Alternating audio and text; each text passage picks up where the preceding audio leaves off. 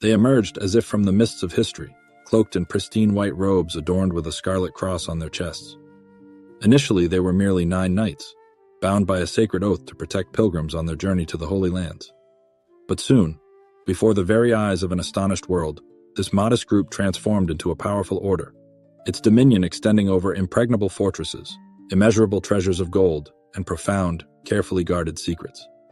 They were not simply warriors whose strength was measured solely by the sharpness of their blades. Where the brute force of the sword ended, the boundless power of knowledge began.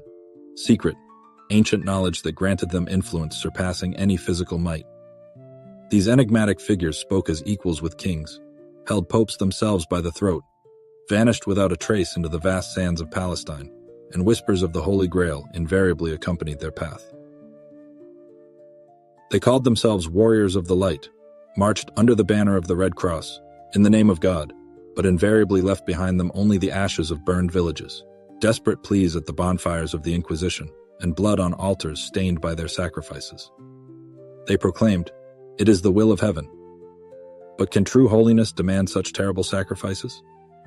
Does divine blessing manifest in the smoke of libraries burned to the ground and in the death throes of those who dared not bow before their steel blade? These questions still hang in the air, finding no definitive answer. But one day, suddenly, like a house of cards, their seemingly unshakable power collapsed. A wave of executions, vile denunciations, and universal curses swept over the order, destroying it from within and without. And to this day, this question continues to stir the minds of historians and awaken the imagination of romantics, remaining one of the greatest enigmas of the past. Who were these mysterious figures truly? Genuine knights chosen by God, or cruel perpetrators of terror cloaked in monastic robes? Today we are set to unravel one of the most tangled and intriguing threads in the fabric of human history. We will delve into the era of the Crusades, full of secret initiations, forbidden knowledge, and ancient, half-forgotten legends.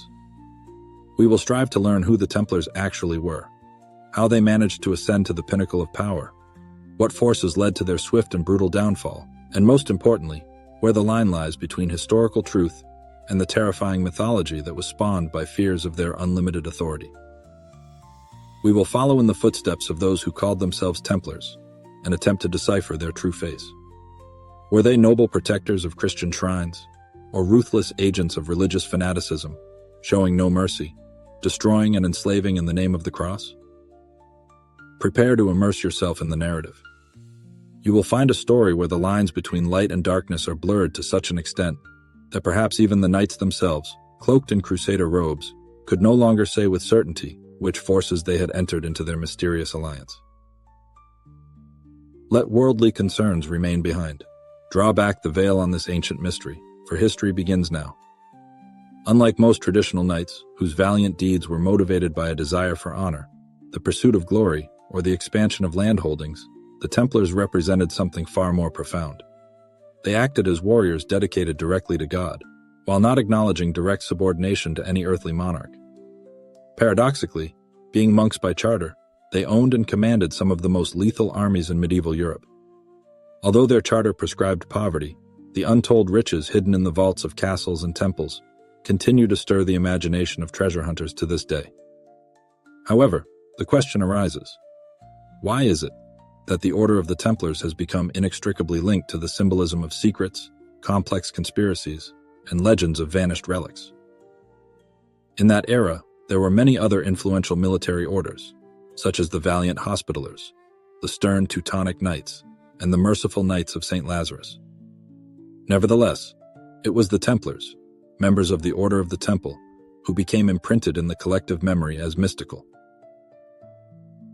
Guardians of the Grail, possessors of secret knowledge, and victims of large-scale betrayal.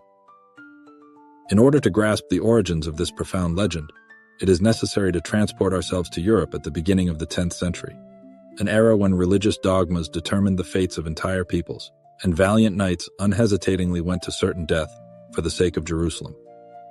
It was the time of the Crusades, grandiose military campaigns that gave rise to both true saints and notorious villains. And it was in the crucible of this war that the Templars took center stage, becoming both the main heroes and tragic victims. By the end of the 10th century, the European continent was on the verge of colossal transformations.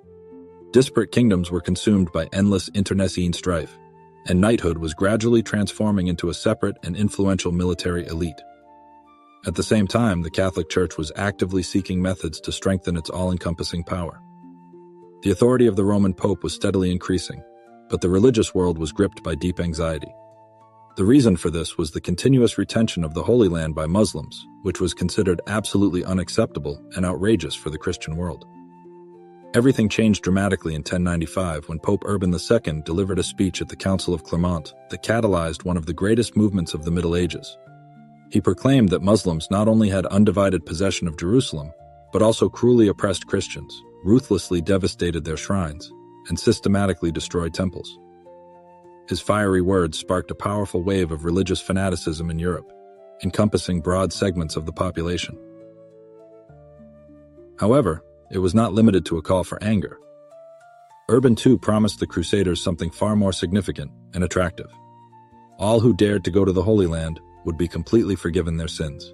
This meant that any person, regardless of their social status, whether a noble knight, a simple peasant, or even a hardened criminal, could cleanse their soul and thereby guarantee themselves a place in paradise. The call of the Roman Pope spread throughout Europe at a time when the continent was fully prepared for such a grandiose undertaking. Feudal lords, filled with an insatiable desire to expand their possessions, were seeking new lands. Knights, whose valor craved trials, dreamed of new military exploits and glory. Meanwhile, peasants, languishing under the burden of hopeless poverty, were desperately seeking salvation from their plight. For many of them, the crusade became a truly fateful chance to radically change their lives. Thus, in the momentous year of 1096, the first streams of people, having taken upon themselves the sacred cross, began their movement in an easterly direction. It was truly an unmanageable human sea.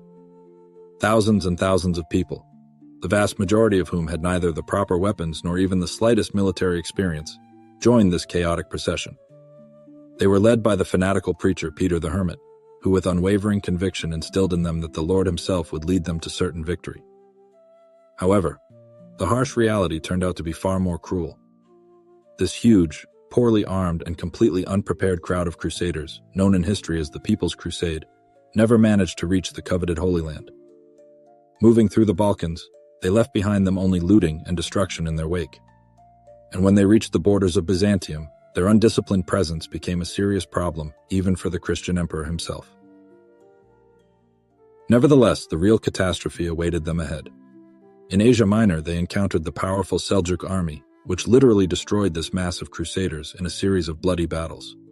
Only small groups of survivors managed to reach Constantinople, where the emperor, seeking to get rid of such unwanted guests as soon as possible, hastily sent them on. However, entirely different, real troops moved after them. In 1097, the armies of Western European knights gathered. These were feudal troops consisting of superbly trained and battle-hardened warriors. These people were deeply accustomed to war and perfectly understood that a campaign to the Holy Land was not just a pious pilgrimage, but a full-fledged military campaign.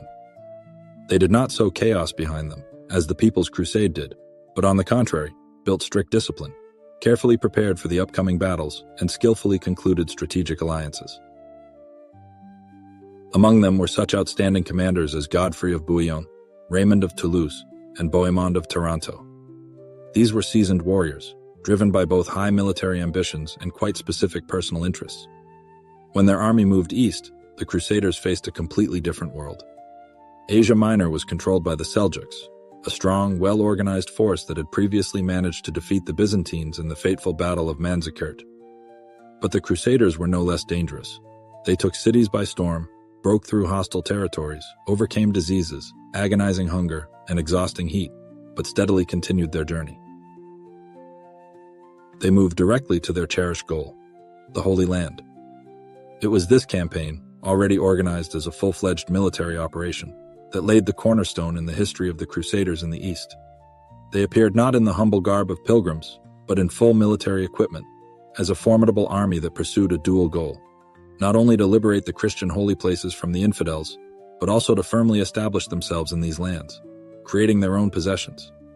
This became the starting point for the formation of vast Crusader states and the emergence of the first military monastic orders.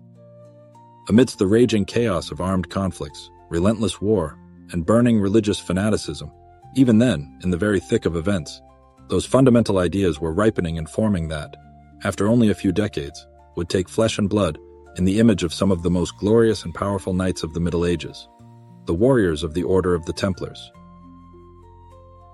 After grueling years of continuous wanderings, endless battles, and unbearable hardships, the Crusader army, having exhausted all its strength, finally reached its cherished goal. Their path lay through thousands of kilometers of dangers. They endured bloody battles, especially in Asia Minor, where they faced fierce resistance, and overcame the horrors of epidemics and all-consuming famine. However, all these trials, hardships, and sacrifices were only a prelude, a kind of prologue to the main, decisive test, to the approaches to Jerusalem, the sacred city, for which they unhesitatingly left their homes, fearlessly risked their own lives, and cherished an unquenchable hope for the eternal salvation of their souls. This ancient city was the ultimate, highest goal of the First Crusade, and for countless knights and ordinary soldiers, its final capture symbolized nothing less than the full and solemn fulfillment of the sacred oath they had given before the Almighty. However, when the majestic walls of the Holy City finally appeared before the eyes of the knights, their ardent euphoria quickly gave way to an awareness of the cruel, inexorable reality. One of the most grueling and bloody sieges in the history of their military campaigns awaited them. At that time, Jerusalem was under the rule of the Egyptian Fatimids, a powerful Muslim dynasty that ruled over Egypt. The city's fortifications had been erected with exceptional care and foresight. Its massive walls stood, it seemed, an insurmountable barrier, instilling a sense of complete invulnerability. The garrison and residents of Jerusalem were well aware that the Crusaders, having come so far, would not retreat under any circumstances, and therefore were determined to fight to the last drop of blood. The Crusaders themselves found themselves in an extremely dire, almost desperate situation. The exhausting heat, the acute shortage of vital water, and the meager food supplies turned their temporary camp into a genuine focus of suffering and despair, a real hell on earth. The ranks of their army were rapidly thinning due to the spread of diseases and unbearable thirst, but retreat, like any thought of it, was absolutely unthinkable. Realizing the futility and doom of the assault without powerful siege engines, the Crusaders began the laborious and exhausting collection of wood necessary for the construction of siege towers and battering rams. However, this task turned out to be a serious problem. In the immediate vicinity of Jerusalem, there were practically no significant forests. They had to resort to extreme measures, dismantling the few buildings, searching for suitable timber at a considerable distance, and then, under the scorching rays of the merciless sun, laboriously dragging heavy logs to the construction site. Meanwhile, a powerful religious upsurge was growing in the Crusader camp, encompassing every warrior. The warriors voluntarily subjected themselves to strict fasting, diligently offered prayers to heaven, and then, as a sign of humility and deep faith, walked barefoot through the red-hot desert, around the besieged city, as if exactly repeating the ancient path that, according to biblical tradition, the inhabitants of Jericho once made immediately before the miraculous collapse of the walls of their city. The storming of Jerusalem unfolded on July 14th.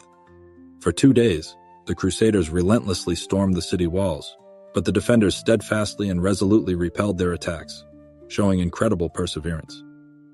Only at dawn on July 15th did the attackers manage to break through the defenses and break inside. It was a moment that contained both the triumph of the conquerors and indescribable horror for the townspeople.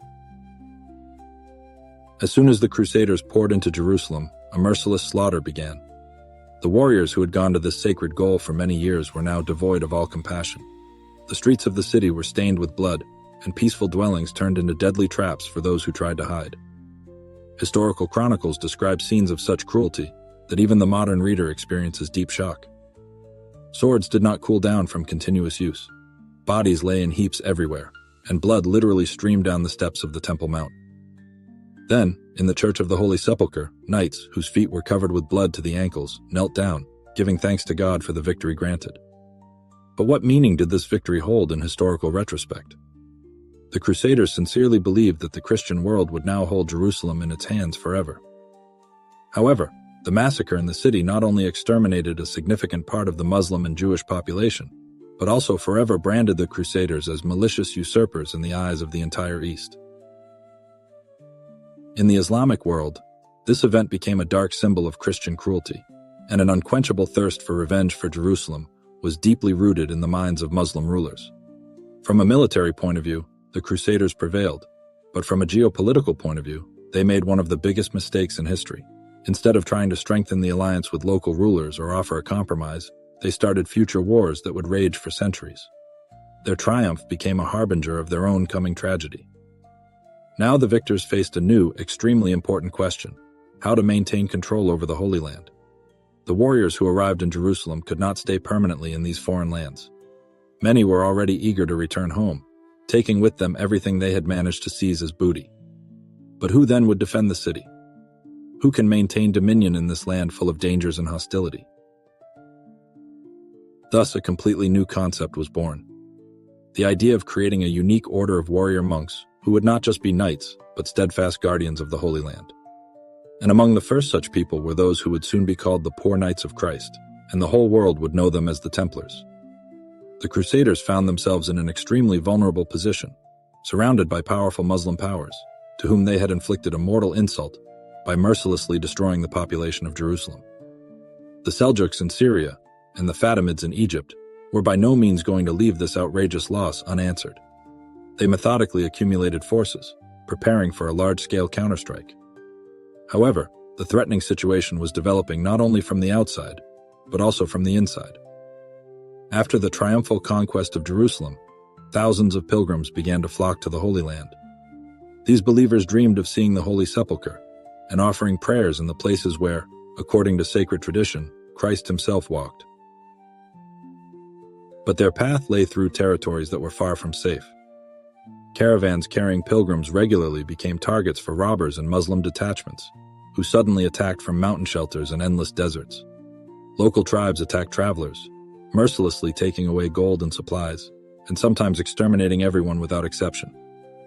Leaving Jerusalem without a reliable armed escort meant almost certain death. The Crusaders, realizing the threat, tried to restore order, but they were chronically short of manpower. The army was extremely small, and the garrisons were scattered throughout the vast territory. Every new knight arriving from Europe was more of a mercenary than a true defender of the kingdom. He fought for himself, for his share of the spoils, but not for the Holy Land. In 1119, 10 years after the triumphal conquest of Jerusalem, a group of valiant knights led by Hugues de Payens came up with a truly extraordinary proposal to King Baldwin II. They declared their readiness to take on the burden of guarding roads and protecting pilgrims, but not as mercenaries or vassals, but as monks who had taken a solemn oath of allegiance to God. This was completely unheard of, and represented a radically new phenomenon. In that era, knighthood and monasticism were considered two completely different worlds, in fact, antipodes. Monks took a vow of non-acquisition and complete renunciation of violence, while knights lived by war, plunder, and personal glory. But here arose a fundamentally different type of warrior, a monk with a sword. They pledged to fight, but their motivation was not wealth, but deep faith. Baldwin II warmly supported this initiative and provided them with buildings on the territory of the former Al-Aqsa Mosque, located on the sacred Temple Mount. This place, according to ancient tradition, was located on the ruins of the destroyed Temple of Solomon. It was from here that the knights took their name, the Order of the Poor Knights of Christ and the Temple of Solomon, better known as the Templars. At first, they could indeed be called poor. At the very beginning of their journey, these warriors did not possess significant wealth or powerful patrons. Legend has it that at the dawn of their existence, the emblem of the order was an image of two valiant knights sharing one horse. This symbolized their deep humility and vow of poverty. They led an ascetic lifestyle, contenting themselves with only alms, wore modest white cloaks, and strictly followed the strictest discipline. Their purpose was associated with constant danger. They tirelessly patrolled the roads, ensured the safety of pilgrims, bravely fought with robber gangs, and resisted Muslim detachments. However, despite the harsh asceticism of everyday life, a sublime idea served as the driving force for them: to become steadfast defenders of the Christian world, to live in accordance with the strict charter, and to wage war not for personal glory, but in the name of God's providence. Over time, news of these extraordinary knights began to spread, reaching the most remote corners of Europe. The Order of the Templars began to attract the attention of aristocratic families, who saw in them not just valiant warriors, but a completely new model of Christian heroes, embodying the ideals of piety and valor. It soon became clear that the Templars had not only managed to survive in harsh conditions, but had also earned an impeccable reputation as the most skilled and reliable defenders of the Holy Land. Nevertheless, their position in the hierarchy remained very uncertain and unstable. In the absence of official support from the Catholic Church, their legal and spiritual status remained in limbo. They were simultaneously knights, but they were not subordinate to any of the secular monarchs, and they were monks, but they were not part of the established traditional monastic orders, which made them a unique but unrecognized phenomenon. The resolution of the situation came in 1129, when an important church council was convened in the ancient city of Troyes. It was at this historic gathering that the Templars received official recognition from the Catholic Church, acquiring the status of a full-fledged monastic military order. The charter for the new brotherhood was developed by the influential theologian Bernard of Clairvaux, who was rightly considered one of the key ideologues of the entire Crusader movement. He presented the Templars to the world as the embodiment of the ideal Knights of God, people whose thoughts were not directed towards achieving worldly glory or earthly goods, but who dedicated themselves to waging a holy war solely in the name of true faith. Official recognition of the order entailed cardinal changes. From now on, the Templars fell under the jurisdiction not of secular rulers, but directly of the Roman Pope. This granted them unprecedented and extensive privileges: complete independence from local laws, exemption from any taxes, the right to build their own powerful fortresses, and to freely collect generous donations throughout Europe. From this turning point, the order began to demonstrate incredible and rapid growth. Noble knights, perfectly versed in the art of war and military affairs, joined its ranks. European aristocrats actively transferred their lands and significant funds to the order, seeing in such actions an effective way to atone for their sins and earn God's favor. The Roman Pope himself gave them all-round support, viewing the Templars as his personal and devoted army in the Holy Land. The life of each member of the order was subject to the strictest rules, harmoniously combining severe monastic asceticism and continuous military training. It was these differences that formed them into a unique cohort of warriors, radically different from all other knightly brotherhoods of that period. Each member of the Order of the Templars took 3 fundamental vows: a vow of chastity, a vow of non-acquisition, and a vow of unconditional obedience. Such an obligation implied a complete renunciation of personal life, of all property, and of any worldly ambitions. Joining the order, the knight renounced his hereditary titles, land holdings, and the right to inheritance. If he was married, he had to leave his family forever. In the event of owning castles or estates, all these assets were transferred to the ownership of the order. From this fateful moment, his only family became his brothers in the order, and his home became numerous fortresses and commanderies scattered throughout the European continent and the Holy Land. The structure of the Order of the Templars was distinguished by exceptional organization and characterized by a strict hierarchy, which radically distinguished it from ordinary feudal armies. Unlike ordinary knights, who obeyed their seigneurs and could act completely independently of each other, the Templars were part of a rigidly regulated system, functioning according to uniform, immutable laws. At the head of this powerful association was the Grand Master. He was elected for life, and he possessed unlimited power. The Master not only commanded military units, but also conducted complex negotiations with kings, Roman popes, and Byzantine emperors. His competence included declaring wars, concluding peace treaties, and issuing decrees concerning both military campaigns and the internal structure of the order. The Marshal of the Order held the position of its supreme military commander. His direct responsibilities included the training of knights, the logistical support of the army, and the development of combat tactics. It was he who formulated strategic plans, carried out the distribution of forces, and led the troops in battles, if the Grand Master himself was absent, on the battlefield. The Seneschal, in turn, managed the entire extensive administrative system of the order. He oversaw financial flows, controlled resource allocation, appointed heads of individual commanderies, and ensured the collection of taxes and donations. Commanders, in turn, managed the order's fortresses, castles, and land holdings in various regions. In the Holy Land, they acted as military governors, responsible for ensuring defense and maintaining the constant combat readiness of garrisons. In Europe, commanders were responsible for attracting financial resources, recruiting new members, and negotiating with the local aristocracy. The Knights of the Order were its undisputed elite. These heavily armed horsemen were essentially medieval special forces. They were rightly considered some of the most disciplined and combat-ready warriors of the time. However, the order's composition was not limited to the knightly class. Sergeants, warriors of more humble origins, formed a significant part of the Templar forces. Their duties included serving as powerful heavy infantry, managing castles, and overseeing the order's vast economy. Many of them served as squires to the knights, but also had the right to command small detachments. In addition, the order included chaplains, clergymen whose mission was to provide spiritual support to the knights, perform liturgies, and hear confessions from the brothers. Finally, a special and very important role was played by the Turcopoles, light cavalry units recruited from local Christians of the East. Although they were not full members of the order, their service in combat units was invaluable, as they helped the Templars effectively adapt to the tactics of the swift Muslim cavalry.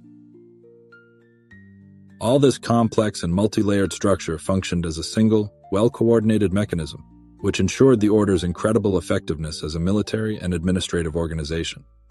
The life of every Templar was entirely subject to a strict charter, which was adopted in 1129. This document scrupulously regulated all aspects of the brothers' existence, from how they should dress, eat, sleep, and train, to how and when they should observe silence. The day began at dawn with mandatory prayer. This was followed by breakfast, a simple but nutritious meal consisting of bread, vegetables, beans, and fish or meat, the latter no more than 3 times a week. Templars were strictly forbidden to eat alone. All meals were held in complete silence, accompanied by the reading of religious texts. After eating, intense military training began. Templars honed their skills in riding, archery, and fencing every day. Special attention was paid to practicing combat and formation. The knights learned to attack in a united front, provide mutual protection, and instantly respond to any orders from commanders. However, life in the order was not limited to military exercises. Templars also took care of horses, repaired and maintained weapons, studied maps, and meticulously copied important documents.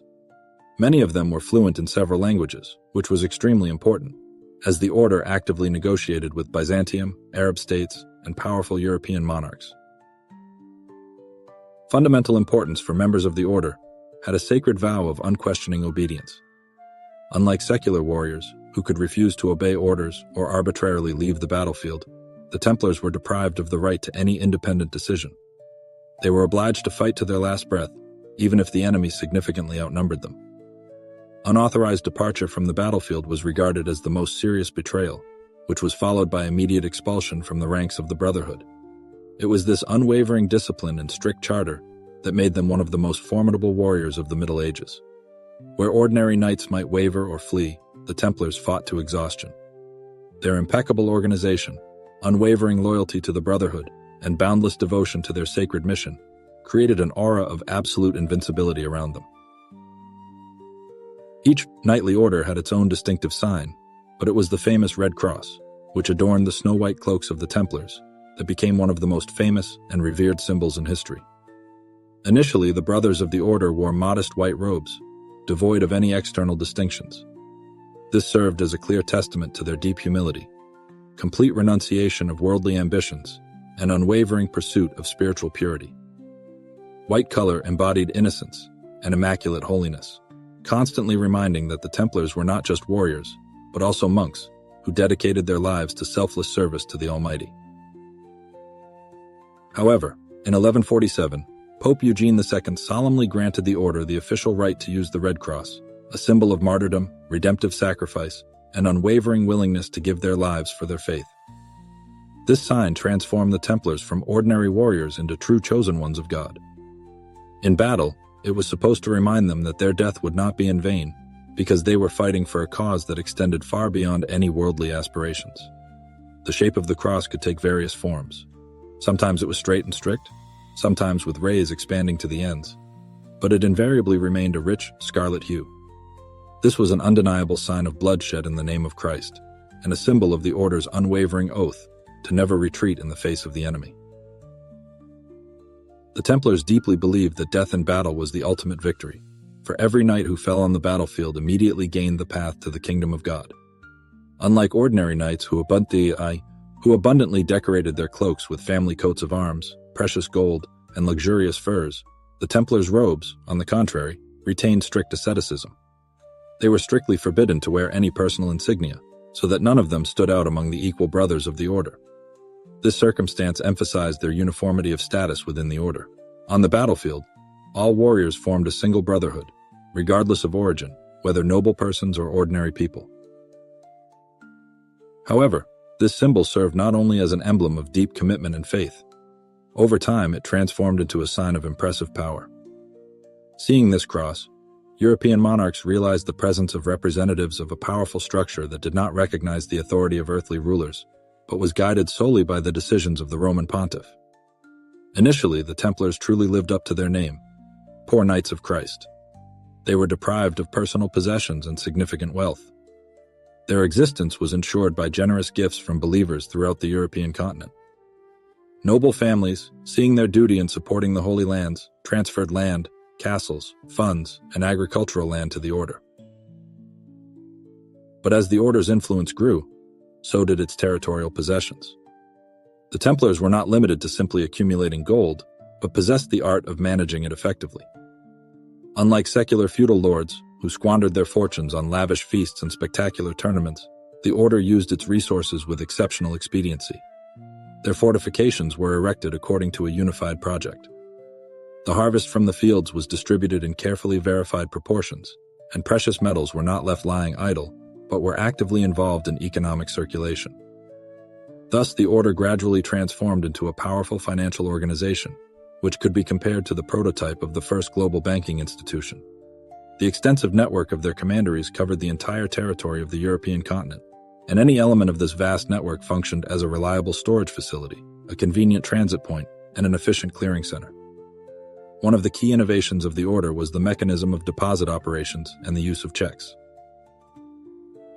European pilgrims, going to the Holy Land, were at risk of being robbed along the way. To prevent such troubles, they could deposit funds in one of the order's offices, for example, in Paris or London, and in return receive a special document, equipped with unique codes.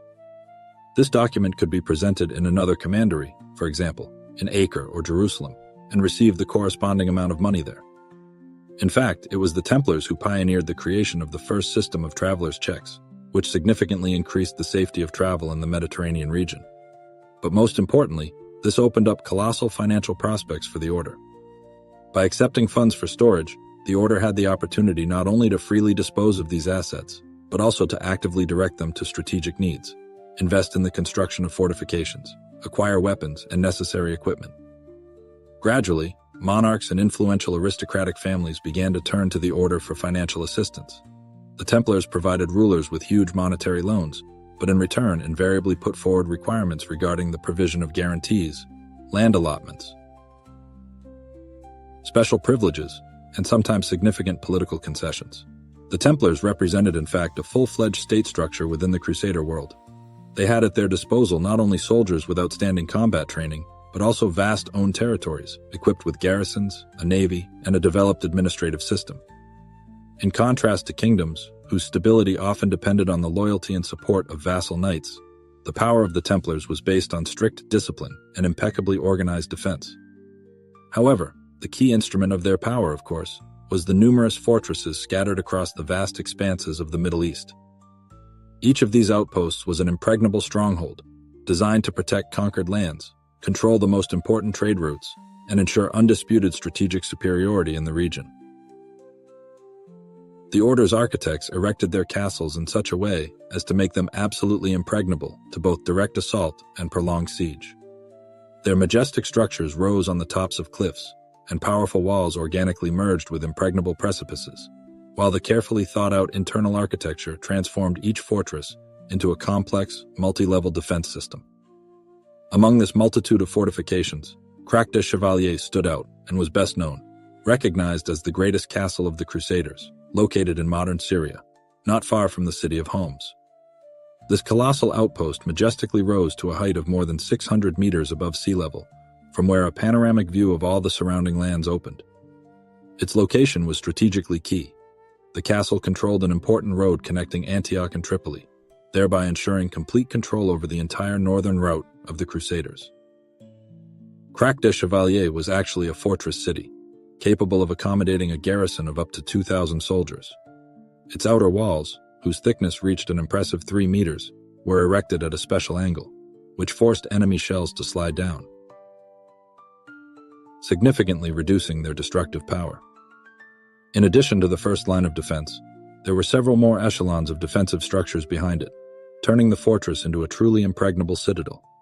The internal structure of the castle provided for everything necessary for survival and defense in the conditions of a long siege. Here were extensive warehouses filled with grain, spacious cisterns for storing water, full-fledged weapons workshops, spacious stables, residential premises for the entire garrison, and even its own church, where the knights offered prayers before going into battle. Crac des Chevaliers, this majestic fortress, enjoyed the reputation of an absolutely impregnable structure. Even when the formidable Muslim armies under the command of Saladin besieged it, they failed to break its fortifications. Only in 1273 did the fortress fall, but not under the onslaught of the assault, but after its valiant defenders received a fake message, allegedly containing an order from the Christian command to leave the citadel. This was the only way to capture Crac. A forced capture proved impossible. The most important maritime advanced frontier of the order was the fortress of Atlit, rising on the Mediterranean coast south of modern Israeli Haifa. Its priority mission was to protect pilgrims and commercial arteries connecting the Holy Land with the European continent. One of the most numerous military contingents of the Templars was stationed here, and its impressive fortifications made the fortress invincible both from land and from the sea. Atlit became one of the last bastions of Christian presence in the Middle East. Even after the fall of Acre, the fortress garrison remained steadfast. Only when it became clear that reinforcements from the European continent would not arrive did the last Templars leave its walls, sailing in ships towards Cyprus. Today, a significant part of the citadel now lies in ruins, but its colossal remains are still a silent testimony to the former power of the Templars. Another key fortification of the order was the fortress of Tortosa, located on the lands of modern Lebanon. Unlike many other castles, it never fell under the onslaught of attackers. Occupying a coastal position, Tortosa played a central function in the Templars' extensive intelligence system. It was from here that the Crusaders tracked the maneuvers of Muslim armies and controlled the commercial arteries connecting the Middle East with Europe. Tortosa was one of the last Christian bastions in the region. Even when the Crusader states collapsed sequentially, this fortress was steadily held by the Knights of the Order. As the number of fortresses and territorial possessions increased, the Templars transformed from an ordinary knightly brotherhood into an independent geopolitical player. Their strategic military facilities, deployed both in the Holy Land and in Europe, ensured that they maintained absolute autonomy from kings and feudal lords. No sovereign had the right to demand feudal allegiance or vassalage from them. Their exclusive subordination solely to the Pope gave them unprecedented autonomy, allowing them to conduct their own foreign policy without seeking the consent of local sovereigns. This position made them very influential and, at times, unpredictable actors on the international political stage. The Order's governance system strikingly resembled the structure of a centralized state. Their vast possessions were divided into provinces, each of which was under the control of a commander appointed directly by the Master of the Order. In these territories, they not only collected taxes, but also exercised complete control over vital trade routes, effectively managed agricultural production, maintained powerful garrisons, and tirelessly strengthened their outposts. The Order had its own legislation, independent judicial authorities, and even an extensive network of diplomatic missions.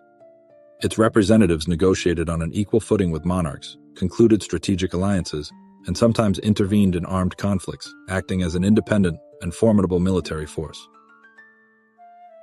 To fully appreciate their combat power, it is worth turning to the most famous battles where the Order demonstrated its unsurpassed valor. Among these epical clashes stands out the Battle of Montgisard, where only 500 knights, with the support of several thousand infantrymen, managed to utterly defeat the countless army of Saladin. By the autumn of 1177, the Holy Land was once again engulfed in flames of a new, fierce round of war. From the southern borders, the colossal army of Sultan Saladin, numbering more than 26,000 soldiers, was relentlessly advancing. These were not just disparate detachments of mercenaries or feudal militias, but a highly organized and finely tuned military machine, which included elite Mamluks, light and heavy cavalry, skilled archers, and numerous infantry troops. Saladin's strategic plan was to deliver a decisive blow to Ascalon, a large coastal city that served as a vital logistical hub and supply artery for the Kingdom of Jerusalem. The fall of this key outpost would mean the inevitable opening of the way to the Holy City itself, and then nothing would be able to restrain the onslaught of the Muslim army. However, there was no army in Jerusalem itself that could provide a full-fledged rebuff to the impending offensive. Fortress garrisons, although they existed, were scattered throughout the vast territory of the kingdom, which made them incapable of centralized resistance. Many knights were far from the capital, and a significant part of the king's vassals did not show the slightest desire to participate in the upcoming campaign. At meetings, the nobles were inclined to the only reasonable, in their opinion, solution: to lock themselves behind strong walls and try to withstand a long siege. But the young King Baldwin made a different, daring decision. He did not wait for the blow and did not harbor illusions about the possible retreat of the enemy. With his inherent youthful determination, bordering on recklessness, he decided to attack first, although such a step seemed like pure madness to many. Young Baldwin, son of King Amalric, was only 16 years old, but his fate, despite his young age, was already predetermined. From an early age, he was struck by leprosy, a disease that in the medieval era was perceived as an undeniable death sentence. His limbs, arms, and legs gradually lost sensitivity. The skin was covered with painful ulcers, and facial features were relentlessly distorted. An ordinary person faced with such a diagnosis in those dark times would inevitably find himself behind the walls of a monastery or in a specialized leper hospital. However, Baldwin was the king. He could not evade his fate, and despite his progressing illness, not only managed to hold the reins of power, but also turned into a genuine warrior whose valor knew no equal. He was able to confidently stay in the saddle, wield a sword, develop complex tactical schemes, conduct diplomatic negotiations, and most importantly, make fateful decisions that determined the future of his kingdom. This time, he made a bold decision: to gather all available forces and meet the mighty Saladin. Under his banners gathered only 500 knights and several thousand infantrymen. Among them stood out a small but invaluable detachment, about 80 Templars, warriors hardened in countless battles, who were rightly considered the elite of the Christian army. No one believed that with such modest forces, it was possible to give a worthy rebuff to Saladin. No one except Baldwin himself and his devoted knights. Sultan Saladin, confident in his undeniable power, did not foresee such daring resistance at all. His numerous army moved in a relaxed, leisurely march, stretching for many kilometers. The Crusader troops, as it seemed to him, were scattered and did not pose a threat, which means they could be easily destroyed piecemeal. The enemy soldiers were slowly advancing towards Ascalon, setting up camps, stretching out convoys, and the vanguard was in no hurry to line up in battle formation. The Sultan was absolutely convinced that a major battle would not take place. But Baldwin possessed a sharp strategic mind. He understood perfectly well that if he struck right now, when the enemy was not built and completely unprepared for battle, he would have a real chance of victory. He skillfully led his troops towards the hills, from where a magnificent view opened up on the moving Muslim army. At this crucial moment, he ordered the reliquaries with the true cross to be brought forward, a sacred relic that had long been considered a symbol of the protection of Christian lands. The warriors, realizing that most likely they would not return from this battlefield, knelt down, turning to God with a prayer for help. And after a short but sincere prayer, Baldwin gave the order to attack. The Templars were the first to rush into mortal combat. They lined up in a dense wedge, whose task was to cut through the ranks of the enemy. They did not hesitate for a moment and maintained impeccable order. Their battle formation, like a sharp wedge, resembled the tip of a spear, ready to dissect the heart of the enemy. They fell upon the forward lines of the Muslim forces, crushing their ranks, destroying the formation, and throwing everyone into confusion. Following them, the royal cavalry rushed into the attack, scattering the remnants of the vanguard detachments. Saladin made desperate efforts to curb the rapid onslaught, but his army was unable to take up battle positions. The head of the army had already been put to flight. The warriors in the central part of the formation began to fall into disorderly movement, and the wagoners and servants, abandoning their carts and horses, tried to escape from the relentless onslaught of the knightly formation. The Mamluks, skilled in maneuvering clashes and flank attack tactics, proved incapable of rapid regrouping. In this situation, the Crusaders, fighting in a dense formation and attacking in concert, gained a decisive advantage. The battle lasted throughout the day. The Crusaders rolled in continuous assaults, exploiting the advantage of surprise and complete chaos in the ranks of the enemy. Their priority goal was to prevent the Muslims from regrouping and concentrating their forces into a single fist. They achieved this goal with violent attacks, not giving a moment for respite. They gave no rest to either themselves or the enemy. By nightfall, the battle was over with a victory. The wreckage of Saladin's army rushed into disorderly retreat. The Sultan himself, by happy chance, avoided capture, departing from the battlefield with a small group of bodyguards. The Crusaders seized countless trophies, weapons, provisions, and siege weapons. However, the highest value for them was the victory itself. Montgizar turned into a great victory for Baldwin and his army. This was not an ordinary battle, but a crushing blow that temporarily stopped the advance of Muslims on the Holy Land. It served as evidence that discipline and honed tactics can defeat even a significantly superior army if the enemy underestimated its forces. This was a triumphant victory for the Templars, who demonstrated that their steadfastness and sober mind in battle, as well as their unwavering determination, could radically change the course of the entire campaign. But the joy was fleeting. Baldwin realized that although he had won the battle, the campaign remained unfinished. Saladin learned the harsh lessons of his defeat. He vowed that he would never repeat such a mistake again. He would return with a new army, significantly superior in power and better trained. And in the coming confrontation, even the valor of the Templars would not be able to save Jerusalem. After the death of King Baldwin III, who left no direct heirs, the Holy Land plunged into a period of political instability. After several years marked by turmoil and internal strife, Guy de Lusignan ascended to the throne of the Kingdom of Jerusalem.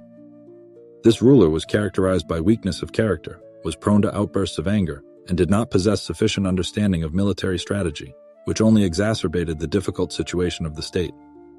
Contradictions were rapidly growing within the kingdom. A significant part of the barons expressed open distrust of the new monarch, and the valiant Templars, although they remained the main strike force of the Crusaders, no longer had sufficient resources to independently hold the sacred lands. Saladin, a perceptive and far-sighted commander, did not hesitate to take advantage of this favorable situation. For several years, he methodically and tirelessly weakened his opponents, conducting devastating raids on their territories, cutting off vital supply routes to fortresses, and completely paralyzing trade routes. The Crusaders were forced to only helplessly watch as their kingdom gradually contracted under the pressure of the enemy. Nevertheless, hope still flickered in their hearts that they would be able to withstand this onslaught if they managed to give the Sultan a general battle. This was exactly what Saladin was waiting for. He patiently waited for the moment when the Crusaders themselves would leave the reliable fortress walls and, going out into the open field, would fall into a trap he had set in advance. In early July 1187, Saladin's army invaded Galilee and laid siege to the city of Tiberias. This action was nothing short of a carefully planned provocation. King Guy de Lusignan could not abandon the besieged townspeople to their fate, but in the circumstances, marching to their rescue was tantamount to suicide. Experienced Templars and renowned knights were well aware of the mortal danger of such an undertaking. They knew full well that the July heat under the scorching sun, coupled with the lack of reliable water sources along the way, would inevitably doom the army to destruction. Grand Master of the Knights Templar, Gerard de Riedefort, initially strongly opposed such a reckless campaign, but later changed his mind. He concluded that the army could not remain idle in Jerusalem while the enemy ravaged their lands.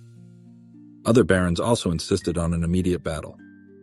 As a result of these internal disagreements and pressure, the fateful decision was made to move towards Saladin and engage in battle in the open field.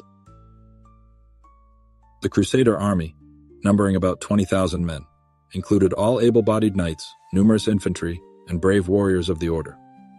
They marched from Sepphoris, a small town with the only available water source, towards Tiberias. Saladin, possessing outstanding strategic thinking, foresaw their likely route and positioned his troops to completely cut off the Crusaders' access to water. He understood perfectly that in this arid climate, thirst could destroy an entire army much faster than the enemy's blades. The Crusaders advanced extremely slowly. Their troops stretched wearily across the parched, scorching plain under the merciless sun, which gave them no respite. The remaining water supplies were rapidly dwindling, and it was still several hours to the nearest water source. It was at this critical moment that Saladin ordered his horsemen to attack. They did not engage in direct confrontation, preferring to bombard the Crusaders from a safe distance, thereby preventing their further advance. With the onset of night, the Crusaders found themselves in a hopeless situation. They were experiencing a severe shortage of water. People were completely exhausted, and horses were dropping dead from dehydration. Their only hope was to break through to Lake Tiberias, but the path to it was completely blocked. The next morning, the Crusader army was completely surrounded. They took up defensive positions on 2 hills near the village of Hatton, but this could not help them. They were catastrophically short of water. The morning of July 4th, 1187 arrived. Saladin ordered his soldiers to set fire to the dry grass, and acrid hot smoke enveloped the Crusaders' positions. Dehydrated and weakened, the people were unable to resist. When the Muslim army launched its offensive, the balance of power proved too unequal. By noon, the outcome of the battle was sealed. King Guy was taken prisoner. Along with him, almost all the major barons were captured. The Grand Master of the Templars, Gerard de Riedefort, was also among the prisoners. But the main tragedy was yet to come. When the prisoners were brought to Saladin's tent, the Sultan ordered the execution of all the Templars and Hospitallers. They were too dangerous to leave alive. They were beheaded right in front of the king. However, Gerard de Riedefort escaped this fate. He did not go to his death like his brethren. He humbly awaited his fate and was soon released in exchange for the surrender of several Crusader fortresses. This became an indelible stain on his name. The Order of the Templars had always prided itself on the fact that its warriors preferred death to captivity, that no Templar surrendered without a fight. But their master not only surrendered, but also used his position to save his own life at the cost of losing important castles. The Battle of Hatton was not just a defeat. It was a complete collapse for the Crusaders. Almost the entire army was destroyed. 3 months later, the Muslims entered Jerusalem. The Templars lost their main fortress, and their role in the Holy Land began to decline rapidly. Everything they had built for almost a century was collapsing in a single day. From that fateful moment, the Order, once awe-inspiring and possessing colossal influence, transformed into a disparate community of survivors whose sole purpose was a desperate attempt to restore lost positions. By the end of the 13th century, the Christian state formations in the East were effectively living out their last days. After the crushing defeat at Hattin and the subsequent loss of sacred Jerusalem, the Crusader Knights were never able to reclaim their former territories. Their once powerful kingdom shrank to a narrow coastal strip, and its numerous fortresses and cities fell into enemy hands one after another. European monarchs, in turn, no longer showed their former zeal for sending their armies to the Holy Land. The Crusades had completely lost their former appeal and popularity, and the appeals of the Papal See for new military expeditions were increasingly met with complete indifference. Meanwhile, in the East, Muslim rulers steadily increased their power and influence. The last hope for the Christians remained Acre, which served as the capital of the weakened but still formally existing Kingdom of Jerusalem. This strategically important city, spread out on the Mediterranean coast, functioned as a key port and the main citadel of the Crusaders.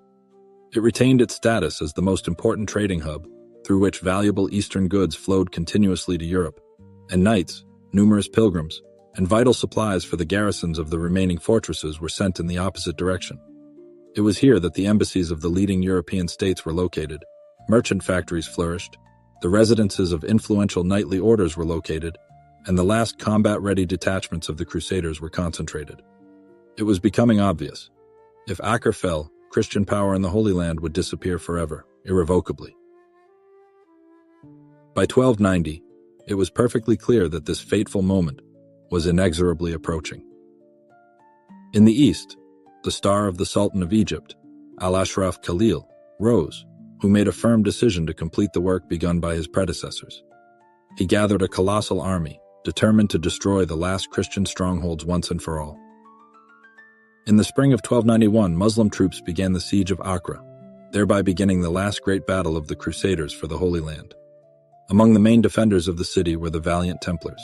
Their order, although significantly weakened by the defeats of recent years, still retained the strictest discipline and outstanding military skill. In Acre was their powerful citadel, which was considered one of the most fortified and virtually impregnable defensive structures. Along with them, the Hospitallers, Teutons, mercenaries from Genoa and Venice, as well as the remnants of the regular army of the Kingdom of Jerusalem, ready to give the last battle, defended the city. The garrison of the defending city numbered approximately 10,000 soldiers when the Muslim armies approached the walls of Acre in early April. Their army far outnumbered the defenders, numbering about 200,000 men. In its ranks were cavalry detachments, numerous infantry, and skilled sappers specializing in collapsing fortress walls. The attackers had at their disposal bulky siege towers, powerful trebuchets, massive battering rams, and demolition teams that for weeks tunneled under the fortifications. The Crusaders resisted fiercely, but the Muslims systematically reduced the city walls to ruins. Without giving the defenders a minute's rest, waves of attacks rolled in continuously. Crusader archers day and night continuously fired at the enemy from the towers, and knights made desperate sorties, trying to disable enemy siege engines.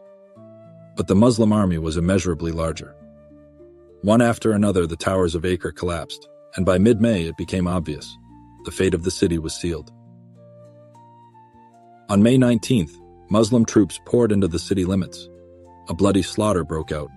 The streets of the city were engulfed in panicking residents, burning buildings, and countless skirmishes. The Knights Templar and Hospitallers held defensive positions to the last, but their ranks were rapidly thinning. When it became undeniable that Acre could not be saved, the remaining defenders retreated to the last fortified quarters. The Templars fortified themselves in their citadel, a colossal fortress located right on the seashore. This was the last stronghold of the Christians in the Holy Land. The Sultan put forward a proposal for surrender, but the master of the order rejected it. Then the Muslims began a fierce assault. The fighting continued for several days, but the walls of the citadel remained impregnable. On May 28th, the Egyptians put forward the terms of a truce. According to the agreement reached, the surviving Templars were allowed to leave the city by sea. However, at the moment the knights left the fortress to discuss the terms, Muslim soldiers treacherously attacked them. Those who did not manage to find refuge died under the blows. The next day, the remaining Templars barricaded themselves again in their citadel and resumed resistance. But this was a death rattle. They ran out of their last strength, supplies, and any hope of help. On May 25th, the last defenders fell in an unequal battle, and the stronghold itself was turned into ruins by an explosion. This is how the Christian history of the Holy Land ended. With the fall of Acre, the Crusaders irretrievably lost their eastern possessions. Those who survived the bloody massacre, representatives of the Order of the Templars, found refuge in Cyprus. Their brotherhood formally continued to exist, but the loss of control over the Holy Land made their original purpose meaningless. The fall of Acre marked the last major battle of the Crusaders in the East. This event marked the end of 200 years of Christian rule in the sacred lands and the end of an entire historical era. Although their fortresses in the Middle East fell, in Europe the Templars still remained a powerful force, retaining vast possessions, significant financial resources, and impressive political weight. Nevertheless, along with the loss of the main military mission, many myths and mysteries began to grow around the order. One of the most mysterious symbols, which would later be inextricably linked with the Templars, became the Holy Grail. The legend about it is one of the most mysterious and controversial stories of the Middle Ages. But what is the Grail really? Was it really connected with the Templars, or is it just a myth that has been forming over the centuries? The roots of the legends about the Grail extend far beyond the times of the Order of the Templars. The original mentions of it are found not in the official documents of the Brotherhood, but in the heroic tales of the Arthurian cycle, recorded back in the 12th century. One of the first authors to write about the Grail was the French poet Chrétien de Troyes, who in his novel Percival, or the Story of the Grail, describes a mysterious cup possessing unearthly, sacred power. However, in this early version, the Grail was not yet the cup of the Last Supper. It appeared rather as a miraculous vessel emanating divine grace. Later, in the texts of Robert de Boron and Wolfram von Eschenbach, the narrative underwent significant changes. The Grail turned into the sacred cup, from which Jesus Christ ate during the Last Supper, and into which, according to legend, his blood was subsequently collected during the crucifixion. Thus, a direct connection appears with early Christianity and secret brotherhoods that are the keepers of sacred relics. But how did this story become connected with the Templars? Some researchers believe that it was the Templars who could have been the keepers of the Grail. Already in the late Middle Ages, rumors began to circulate that the order possessed special relics brought from Jerusalem. The connection was also traced on a symbolic level. The Templars were perceived not only as valiant warriors, but also as secret guardians of secret Christian knowledge.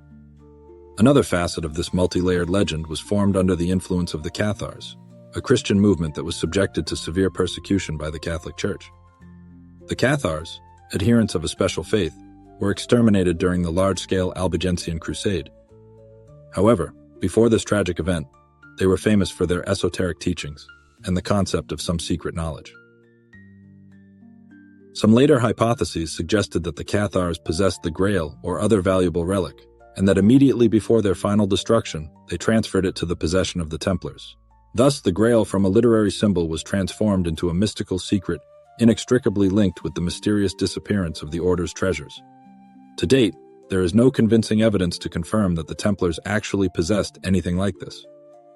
Nevertheless, the legend itself, born from a bizarre weaving of Arthurian myths, Gnostic teachings, and speculation about the wealth of the Order, continues to stir the imagination. But if the Grail remained predominantly fiction, skillfully woven into the fabric of knightly romances, then the Templars' connection with the Temple of Solomon was undeniable. When the Order was just beginning, its knights settled in the old temple complex located on the Temple Mount in Jerusalem. They took the name Poor Knights of Christ and the Temple of Solomon. And this name was chosen not by chance. It had a deep meaning. For several years, while there were still very few of them, they did not engage in battles and did not build fortifications. Their main purpose, as it was believed, was to carefully explore the ruins of the ancient temple. Later, when the Order suddenly gained unprecedented power and influence, legends began to circulate that the Templars had discovered something that radically changed their fate. One of the most common theories claims that in the depths of the Temple Mount, supposedly, lay the sacred relics of ancient Israel, which disappeared after the destruction of Jerusalem. Some were convinced that the Templars had found the Ark of the Covenant, the most revered shrine of the Old Testament, in which the tablets with the Ten Commandments rested. According to ancient legends, the Ark was hidden before the destruction of the First Temple, and its location has since remained shrouded in mystery. Another version links the Templars with secret manuscripts that could reveal truths that diverged from official Christian teaching.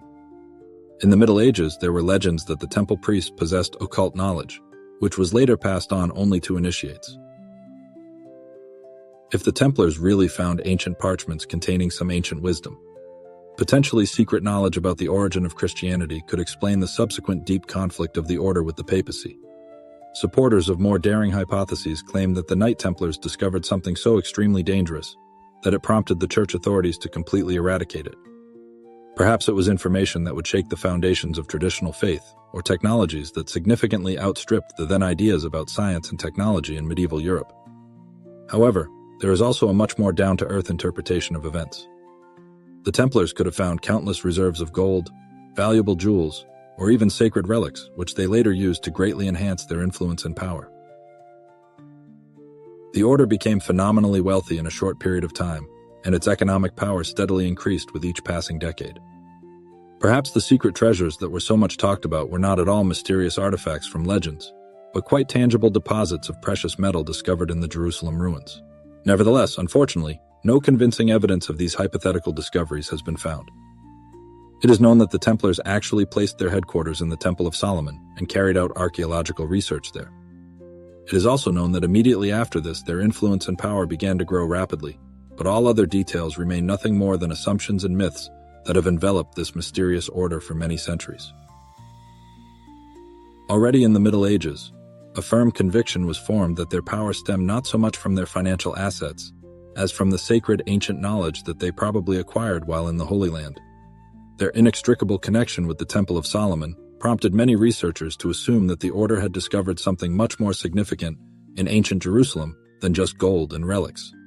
Such concepts were also supported by circulating rumors that the Templars maintained close ties with Muslim and Jewish sages, had the opportunity to familiarize themselves with ancient manuscripts, and perhaps were even familiar with traditions that dated back to the deep antiquity of ancient Egypt and Babylon.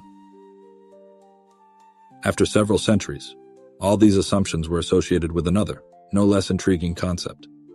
The Templars could well have been one of the pioneers among the esoteric orders of Europe. Already in the 17th century, with the flourishing of Masonic lodges on the European continent, a firm conviction arose that it was through these secret societies that the transmission of the lost sacred heritage of the Templars took place. Masons revered the Temple of Solomon as a fundamental symbol of their tradition, seeing it as a source of ancient wisdom. The text speaks of Solomon as a deep sacred symbol. The rituals of these groups were inextricably linked with ancient building traditions, and the very process of initiation into their lodges clearly resembled the strict discipline characteristic of medieval knightly orders. It is noteworthy that some Masonic structures openly declared their direct succession, claiming that their tradition dates back directly to the Templars. Moreover, already in the 15th century, special Templar degrees began to appear in the charters of Masonic lodges, which, according to their own statements, supposedly have their roots in the distant 10th century. However, these intriguing legends are by no means limited to the alleged connection with Freemasonry. In the 10th and 10th centuries, the idea was formed and spread that the Templars were somehow connected with alchemy. It is important to remember that in the Middle Ages, alchemy was perceived not just as a science of metals, but as a vast system of secret knowledge that included deep ideas about the transformation of matter, the search for immortality, and of course, the desire to find the legendary philosopher's stone. Numerous rumors circulated suggesting that the Templars could possess secret knowledge that would allow them to create gold, apply technologies unknown to their contemporaries, or even change the structure of human consciousness. Some sources claim that this knowledge could have been obtained from Arab scientists, who at that historical period were far ahead of Europe in the development of natural sciences. Later, ideas were added to these theories that the order could possess some lost texts containing information that did not correspond to canonical Christian ideas. In the era of Romanticism, in the 10th century, many literary works appeared where the Templars were depicted not just as warriors, but as mysterious magicians initiated into the secret laws of the universe itself. However, from a purely scientific point of view, all these exquisite theories are completely devoid of any evidence. There is not a single reliable document that would reliably connect the Templars with alchemy or Masons. There is also no archaeological evidence that any manuscripts confirming these legends were found in the Temple of Solomon. The Templars were indeed extremely rich and powerful, but their true secret lay not in occult knowledge. Their strength was rooted in their outstanding ability to manage vast resources, effectively conduct large-scale military campaigns, and masterfully build complex quasi-state structures. All later theories about them arose several centuries after their destruction and became an integral part of the vast mythology that transformed this once powerful military order into a symbol of universal mystery. By the beginning of the 10th century, the Order of the Templars remained one of the most powerful organizations in Europe. The Templars were rightfully considered one of the most powerful organizations in Europe. Although they lost their possessions in the Holy Land, this did not mean the loss of their colossal wealth and influence. Their numerous commanderies stretched throughout Western Europe, representing centers of a vast network. The order owned vast landholdings, impregnable castles, strategically important ports, and even controlled key trade routes. In addition, the Templars oversaw complex banking operations and regularly provided loans to kings and other influential persons. The uniqueness of the Templars' position lay in the fact that they did not recognize the authority of any secular monarch over them. Their sole and supreme patron was the Pope himself, which gave them unprecedented autonomy even from the most powerful rulers of that time. However, such exceptional independence inevitably gave rise to hidden and open discontent among those who sought to consolidate power. This discontent was especially felt in France, where the order wielded colossal influence. It was here that the Templars found an implacable opponent who was destined to crush them, King Philip IV, nicknamed the Fair. Ascending the throne in 1285, Philip almost immediately faced serious challenges. His reign was overshadowed by constant military campaigns that consumed colossal funds. He waged a protracted war with England, attempted to seize Flanders, fought for control of Navarre, and was also in a sharp conflict with the papacy. All these ambitious enterprises required huge financial investments, while the royal treasury was rapidly depleted. The usual methods of collecting money no longer yielded the desired result. New taxes introduced by the king provoked discontent and unrest among nobles and merchants. Philip even went to extremes, such as expelling Jews and confiscating their property, but even these draconian measures were not enough to cover all the needs. In this hopeless situation, loans from the Templars became his last and only salvation. For many years, the order had been actively engaged in extensive financial activities, providing loans to monarchs, nobles, and large merchants. The Templars deposited funds from European rulers in their castles, regulated transfers of funds between states, and also guaranteed the reliability of large commercial transactions. Philip IV was burdened with colossal debts to the order, but over time realized the obvious. He would not be able to repay them. At this critical moment, he had a cunning plan. If he is unable to pay off his debt, then the most effective solution would be to get rid of the creditor. However, money was not the only source of his dislike and hostility towards the Templars. Throughout Europe, Philip pursued the goal of establishing absolute royal power, and in this aspiration the Templars represented a serious obstacle. The order was too influential and too independent for a monarch striving for unlimited power. The Knights of the Order of the Temple possessed excessive autonomy. Their numerous fortresses, scattered throughout France, were essentially sovereign enclaves that did not recognize the supremacy of royal power.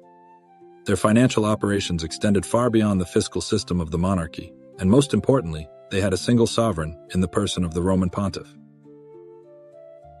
This state of affairs was absolutely intolerable for the ambitious Philip. The monarch had long been waging a fierce struggle to establish complete control over church institutions, having managed to virtually subordinate the Holy See to his political dictates. The culmination of this struggle was the election in 1303 of a new pope, Clement V, who was entirely indebted to the French monarch for his rise. The king quite reasonably believed that now, having such an ally on the papal throne, he would finally be able to subdue the powerful Order of the Templars, but the order stubbornly refused to integrate into the structure of the French crown. Thus, by the beginning of 1307, faced with the inflexibility of the Knights, Philip came to the only, uncompromising conclusion: the Order of the Templars must be destroyed. This radical decision allowed him to resolve two pressing issues at once: to rid himself of significant financial obligations to the order, and to eliminate an extremely influential and potentially dangerous political rival. However, eliminating such a powerful and extensive organization seemed like no easy task. If the monarch had decided to openly declare war on the Knights Templar, they could very well have retreated to their numerous impregnable fortresses and organized a long-term, fierce resistance there. To achieve his goal, he needed a strong pretext that would give the act of destroying the order the appearance of legitimacy and justice in the eyes of the public and other European monarchs. And such a pretext was soon discovered by the calculating king. Thus, the ominous date of October 13, 1307, the day that was to put an end to the existence of the great Templar order forever, was inexorably approaching. By the autumn of 1307, the Knights of the Temple Order seemed to be blissfully unaware of the impending catastrophe, not suspecting that the days of their unprecedented power were already numbered. Even the Grand Master, Jacques de Molay, was in Paris, at the king's court, where he had arrived at the personal invitation of the monarch, being absolutely confident in the inviolability of his order's position and its privileges. The Templars still possessed vast land holdings, numerous impregnable fortresses, and colossal financial assets concentrated at their disposal. And even the Roman pontiff, Clement V, despite persistent pressure from the French court, was not yet showing any willingness to openly condemn or dissolve the order. However, Philip IV, nicknamed the Fair for his stately appearance, had long since made his final and irrevocable decision. He was well aware that depriving such a powerful order of its power and influence by ordinary methods would be impossible. Open confrontation or a declaration of war could provoke the knights to retreat to their fortified castles and organize a large-scale uprising, which would be extremely difficult to suppress. Therefore, the king chose a completely different tactic: a swift, lightning strike that was to catch the Templars off guard, leaving them not a single chance of organized resistance. The operation was carefully planned by Philip in advance, with strict secrecy. Several weeks before the scheduled day of the attack, sealed secret orders were sent to all corners of the kingdom to the royal governors and bailiffs, with a categorical ban on opening them until a strictly defined date and hour. And so, on the night of October 13, 1307, when forces of royal soldiers began a large-scale movement throughout France, carrying out the strictest order to simultaneously arrest all members of the order. The Templars, completely unaware of such a sudden blow, were completely confident in the inviolability of the papacy's protection, and therefore did not even think about strengthening their positions.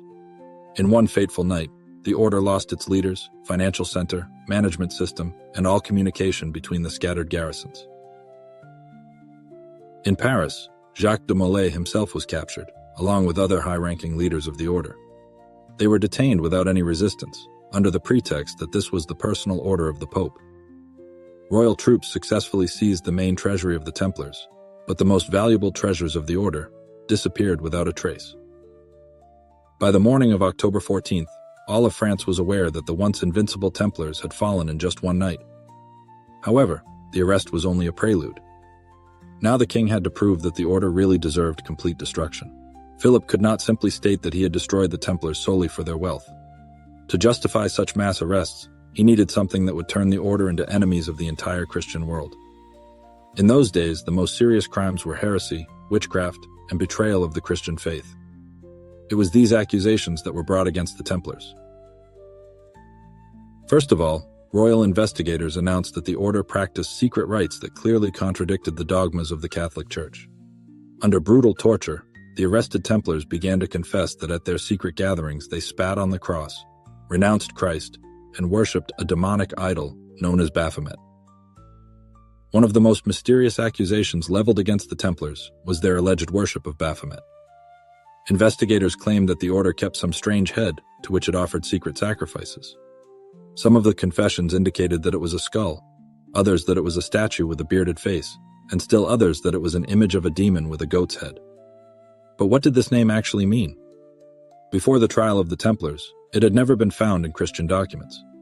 Some historians believe that the word Baphomet may have been a distorted pronunciation of the name Muhammad, which indicated a connection with Islam. The accusations against the Templars included suggestions of contacts with the Muslim world, which supposedly manifested itself in the worship of some Baphomet. There were other theories that this symbol could be an occult image that arose much later. However, despite all the speculation, no convincing evidence was found to confirm the real worship of this mysterious image by the Templars. In addition, one of the key points of the accusation was the assertion that during the initiation ceremony, recruits were required to spit on the cross and renounce Christ. According to investigators, this ritual was intended to demonstrate absolute loyalty to the order, even if it required apostasy from the Christian faith. It is noteworthy that there was no mention of such a practice before 1307. It is very likely that this accusation was fabricated in order to create the appearance that the order had secretly turned away from church dogmas. Finally, the public was shocked by stories of sinful rites allegedly associated with homosexual relations between knights. During intensive interrogations, the Templars were forced to admit that during initiation they had to kiss each other on the lips, navel, and buttocks, which, according to the accusers, symbolized their complete submission to the order. Nevertheless, most historians unanimously agree that this accusation was completely fabricated. In the medieval era, homosexual relations were considered a mortal sin, and such statements made it possible to effectively tarnish the reputation of the order in the eyes of the general public. However, the order was not going to give up without a fight. Many knights courageously refused to plead guilty to heresy, insisting on the falsity of all the charges. This situation was extremely unfavorable to the king, who could not allow the Templars to appear before the people and the church with a public refutation. This was the reason for the beginning of a wave of brutal torture, designed to break the will of the knights and force them to pronounce the words so necessary for the accusation. The French Inquisition by that time already had extensive experience in conducting interrogations using sophisticated and cruel methods. The Templars were victims of the most terrible medieval tortures, which only a few could withstand. In dark dungeons, they were hung by their hands, their joints were broken, their skin was burned, they were stretched on the rack. Some prisoners spent weeks without water and food, in complete darkness. These punishments were designed not to kill, but to completely crush the spirit. In conditions of unbearable cruelty, confessions began to appear. Knights, brought to extreme exhaustion and despair, were ready to confirm any incriminated acts just to put an end to unbearable suffering. They signed protocols in which they confessed to renouncing Christ, worshipping Baphomet, and participating in secret rites. However, as soon as some of the captured Templars gained temporary freedom outside the prison walls, they immediately disavowed their testimony, claiming that false confessions had been extracted under torture. This situation put the inquisitorial investigation in an extremely difficult position. Now they had to either resume the torture or immediately pass a death sentence. For Philip IV, it was extremely important not only to obtain confessions, but also to erase the very existence of the order from historical memory. As a result, in 1312, Pontiff Clement V, who until then had sought to maintain a neutral position, was forced to succumb to the growing pressure from the monarch and officially dissolve the Templar Order. This decision marked the final collapse of the Templars as an organized structure. However, the monarch could not allow the former leaders of the order to simply dissolve into oblivion. They had to go through the last decisive test. At the dawn of its formation, when the Templar Order was just gaining power, its leaders were outstanding commanders. During the period of the Order's greatest prosperity and glory, its masters proved themselves to be skilled diplomats and insightful politicians. However, the last Grand Master of the Order, Jacques de Molay, took his place in the annals of history for completely different reasons. He was destined to become not only a victim of cruel persecution, but also a symbol of resilience, as well as a curse for his persecutors. Jacques de Molay, who took over the reins of the order at the end of the 13th century, was neither an adventurous leader nor a radical reformer. His faith in the Templars was based on the idea of them as a brotherhood of valiant warriors, devoted to the Church. When the wave of arrests began, he found it hard to believe that the pontiff himself and the episcopal hierarchy could turn away from the order. Even being thrown into prison dungeons, he continued to cherish the hope of the Church's intervention and his salvation. However, the Church remained silent. For 7 long years he was held in harsh confinement, subjected to grueling interrogations and forced to sign fabricated confessions. And then finally, in 1314 he was brought to a vast square in front of the majestic Notre Dame Cathedral, where the final verdict was to be announced. According to the monarch's plan, de Molay was to humbly admit his guilt and publicly express remorse. However, contrary to all expectations, he not only renounced all his previous confessions, but also publicly, with unwavering determination, declared the complete innocence of the Templars, emphasizing that their order had been destroyed. This act was perceived as a daring challenge to justice, a challenge that the monarch could not leave unanswered. The very next day, March 18, 1314, Jacques de Molay and his associates were burned at the stake erected on the island of Sight. According to legend, when the flames engulfed Jacques de Molay's body, he uttered a sinister curse addressed to his main enemies, Pope Clement and King Philip. His words foretold, "Before a year passes, you will appear before God's judgment." These words may have been invented later, but the undeniable fact is remarkable. Both of his enemies actually died within a year of the Grand Master's execution. Pope Clement V died on April 20, 1314, just a month after de Molay's execution. Contemporaries testified that he suffered from a serious illness, and before his death he was tormented by deep horror. Philip IV died in November of the same year after an inexplicable illness that struck him suddenly.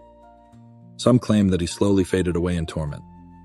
These tragic coincidences gave rise to the legend of the Templar curse. In subsequent years, the dynasty of Philip IV rapidly faded, and France plunged into the 100 Years' War, plunging the state into turmoil. From an academic perspective, there is no convincing evidence that Jacques de Molay actually uttered this curse. The first mentions of it appeared decades after the execution. Nevertheless, the undeniable fact remains. His enemies did indeed die in a short period of time after his death. Thus ended the history of the Templar Order. Their organization was destroyed, and its historical heritage was consigned to oblivion. However, their history has not sunk into oblivion. On the contrary, with each century it acquired an increasingly mysterious aura, turning the destroyed order into an emblem of esoteric knowledge, hidden intrigues, and otherworldly phenomena. After the liquidation of the Brotherhood, it was assumed that its power and significance would forever dissolve. The Templars were proclaimed apostates. Their possessions went to other organizations. Their leaders were put to death, and their emblems and foundations were doomed to oblivion. However, the course of events took a different turn. Over the centuries since their defeat, the mark they left on the world has become increasingly clear. They did not simply dissolve into the annals of history. They became an integral part of the most enduring and captivating legends of the Middle Ages. For centuries, the question has not subsided, stirring the minds of historians and numerous enthusiasts to this day. Did the legendary Templars really disappear without a trace? Some researchers are convinced that the powerful order was not completely destroyed, and its echo of influence continued to sound, sometimes in completely unpredictable guises. One of the most persistent hypotheses is that a significant part of the Knights managed to escape arrest and find refuge in mountainous areas, which later became the territory of Switzerland. Just a few decades after the defeat of the order, unique military associations began to appear in this region, distinguished by their strict discipline and unconventional structure. These groups, which went down in history as Swiss mercenaries, became famous for maintaining independence from sovereigns and functioning as autonomous brotherhoods, where each fighter had a share in the income and did not serve the king or nobility. Moreover, during the same period, the first financial institutions were born in Switzerland, known for their strict confidentiality of deposits and inviolable autonomy from royal power. This circumstance gave rise to a bold hypothesis that it was the Templars who could have laid the foundations of the future financial system, masterfully using their rich experience in capital management. Nevertheless, there is no direct documentary evidence that the Knights actually found refuge in Switzerland. Perhaps this is just an elegant but unproven theory, but the very idea that the Templars continued their existence under a new guise does not lose its appeal. More than 7 centuries have passed since the liquidation of the order, but their name has not sunk into oblivion. On the contrary, the deeper the era of the Templars sank into the past, the stronger their image transformed, going beyond ordinary knights. In the 19th century, Romantics began to depict them as innocent victims of a large-scale conspiracy, and already in the 20th century they finally crystallized in the mind as a symbol of secret knowledge, inaccessible to ordinary people. They began to be associated with the legendary search for the Holy Grail, with the most ancient esoteric traditions, with mysterious Freemasonry, and even with powerful secret societies that supposedly secretly rule the world. Their mysterious image is deeply rooted in the world of literature, cinema, and video games, becoming one of the most intriguing puzzles in the annals of world history. In the space of mass culture, the Templars appear sometimes as noble guardians of sacred truths, and sometimes as insidious conspirators obsessed with the desire for global domination. Films such as the cult film Indiana Jones and the Last Crusade, or literary works such as the famous Da Vinci Code, have firmly integrated them into the fabric of modern popular mythology. And video games such as the Assassin's Creed series have breathed new life into the ancient legend of the eternal confrontation between the Order and hidden communities. However, why is it that this group has become the subject of so many myths and legends? Probably, the key reason lies in the extremely abrupt and mysterious nature of their disappearance. Their arrest was carried out in a single night, like a sudden storm. The vast wealth that they are believed to have possessed has never been found, and their historical trail has been cut off with astonishing suddenness. All these circumstances have created a persistent feeling that something much deeper and more significant is hidden behind the official version of events. If we discard all sorts of myths and speculations, then their true legacy lies not in the alleged conspiracies or esoteric knowledge, but in the fundamental principles that they developed and generously passed on to the world. Their invaluable experience in the field of financial transactions, the creation of an advanced system of money transfers and lending, as well as strict principles of military discipline and a noble code of chivalry. All these elements became an integral part of the development of European civilization, shaping its cultural and economic landscape. Although they no longer exist as an organized structure, their name continues to live and find its reflection in the symbols, traditions, and diverse cultural phenomena that they left behind. They began their journey as a unique order of warrior monks, but their influence and legacy went far beyond simple knighthood. Over time, they became a powerful symbol of secret knowledge, undeniable strength, and unlimited power, and their history remains to this day one of the most mysterious and intriguing pages of the Middle Ages. Thus, the narrative of today's story has come to its logical conclusion. Deep gratitude is expressed to all who have been on this journey through the ages, who have reflected on the wanderings of the knights, listened to the silence of ancient stone temples, and deciphered the whisper of forgotten faith. Each listening, each comment left, and each warm word is perceived as a light that warms in the night silence. Special gratitude is expressed for the trust, attention, and the atmosphere of calm in which historical stories come to life. Concluding the story, a call to peace sounds. It is desired that sleep be as deep as the ancient dungeons of temples, and as bright as the flame of a candle in a secluded monastery cell. Listeners are invited to close their eyes, and they are wished a good night, foreshadowing the next lecture. In the presented fragment of the text, intended for analysis or processing, only multiple mentions of musical accompaniment are found. These repeated designations, each of which indicates the presence of a sound series, create the impression of a pause or interlude in the narrative. They indicate a moment when words give way to melody, when semantic content is conveyed not through speech, but through harmony and rhythm. Such marks in the transcription often signal background sound, which is intended to set a certain mood, emphasize the emotional background of the scene, or simply fill the space where verbal communication is temporarily absent. Thus, the presented fragment is not a meaningful text, but rather a metaphorical canvas woven from notes, where the silence of words is replaced by the fullness of musical expression.